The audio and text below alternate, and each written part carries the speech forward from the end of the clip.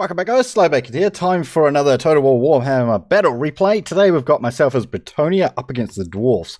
I don't play Bretonnia, right? You guys know that, but you know, something a bit different. Right, let's go through the armies. I have 4 men-at-arm polearms. Awesome. I have 2 units of Knights of the Realm.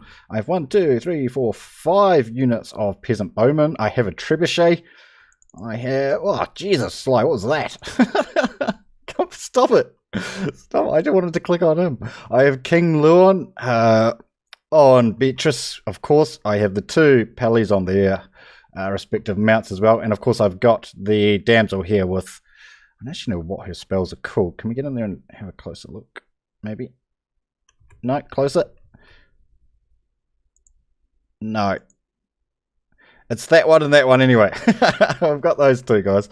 Yeah, you might notice straight away I've got 4 infantry, and that's it. Going up against dwarfs, right? Okay, cool. All right, let's have a look at his army. So he's got 2 units of rangers. He's got 2 units of rangers with great weapons. They're forward deployed up on this hill. Lovely position for him. He's got 2 units of miners with blasting charges. He's got 1... I think he's got 2 units of longbeards. Yeah, 2 units of longbeards. 3 units of longbeards. That's another one.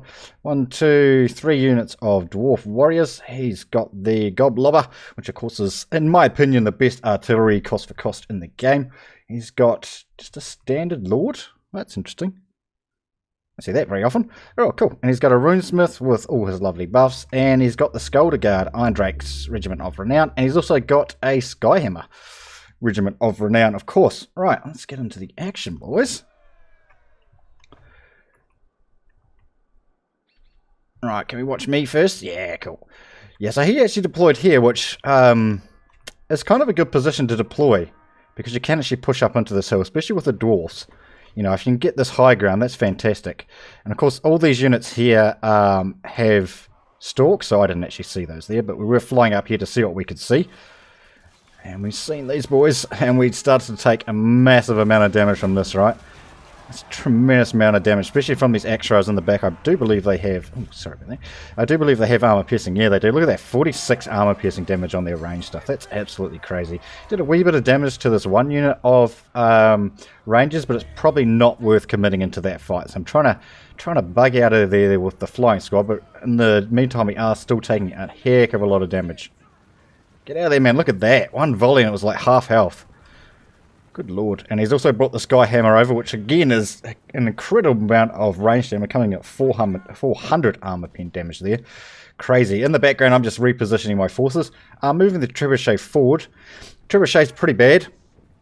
When you compare it to this Goblobber, which comes in at 800 cost, Trebuchet coming in at 700. The Trebuchet is pretty bad, but it does have 162 armor pen damage. So I was hoping to get at least 30 or 40 kills out of it, and then I would be happy with it, right? Then I would be happy. And especially if it's clumped up like this, we might actually be able to get a decent shot in here, can we?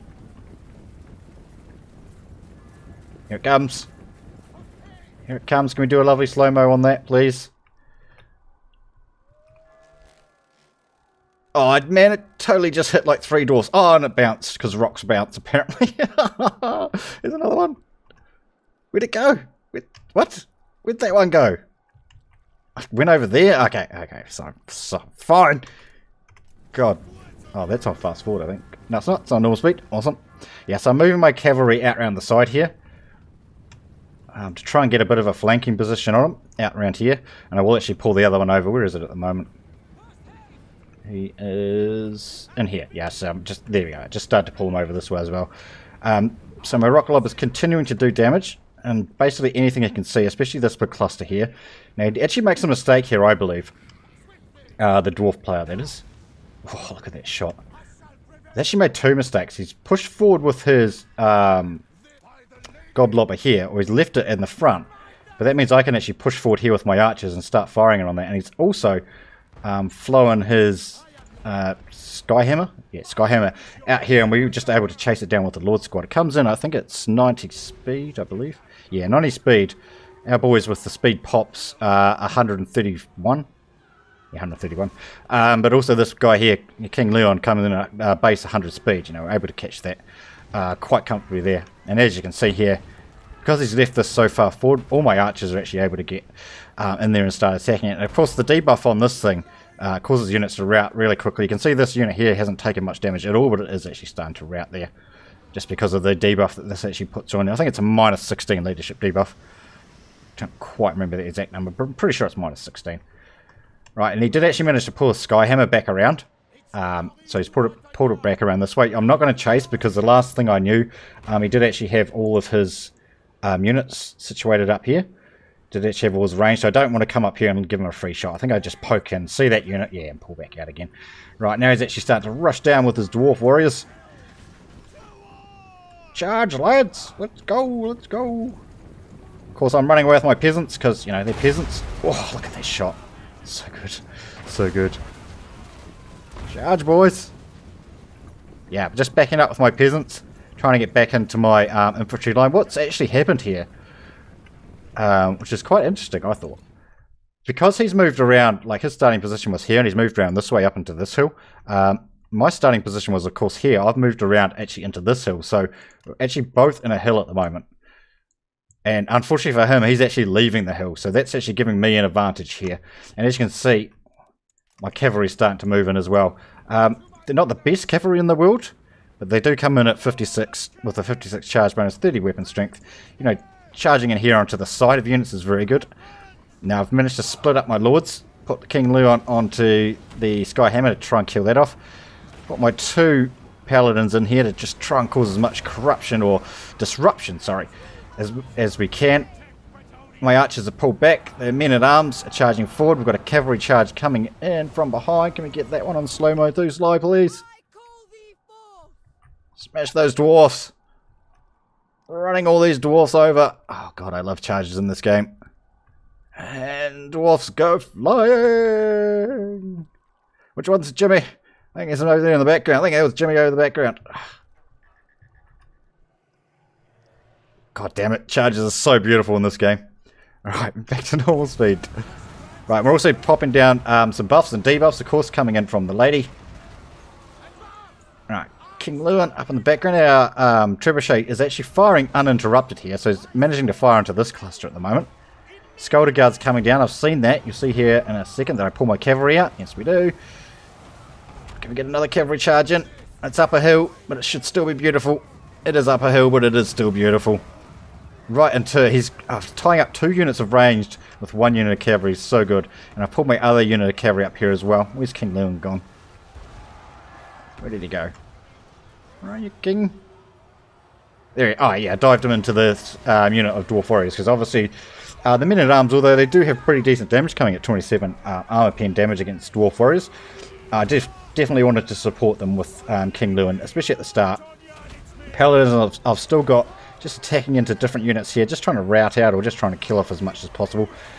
Flying down and trying to get into that runesmith now. My archers, of course, having free reign in the back here. This dude's actually routed off.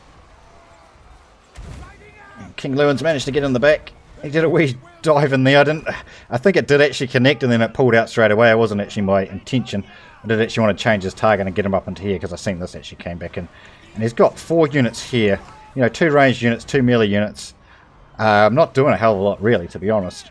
In the back, yeah, got to get rid of that because else that'll just disrupt my archery line quite comfortably.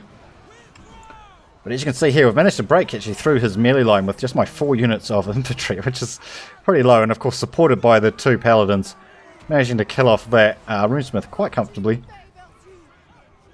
Right, King Leon smashed that guy away, and he was going to come in and dive into this, but my opponent left. Awesome, guys. Yeah, we don't generally play Bretonnia, but you know, I felt like something a wee bit different today, and we did quite well. And the Trebuchet came in at 33 kills, so I was kind of happy with that. 33 kills on Trebuchet against Dwarfs. Pretty dang happy there. The Knights of the Realm came in with 54 and 37 kills respectively. Archers did alright. Except for that dude, I think that's the one who got routed off to start with. 40 kills on this man here. And King Leon coming in with 25 as well. For the Dwarf player, we've come in at 21 on his Lord. That's a weird pick, I don't see that very often. 22 and 16 kills on his Rangers, with great weapons pretty good. His actual Rangers themselves didn't do a lot of damage in the end. Goblobber, again, arguably the best artillery piece in the game, coming in with 72 kills, even though it was out of the action for a large chunk of the battle. Still coming in with 72 kills, pretty awesome. Alright guys, that is going to be today's multiplayer video. Hopefully you've enjoyed it. Thanks for watching, and we will see you next time.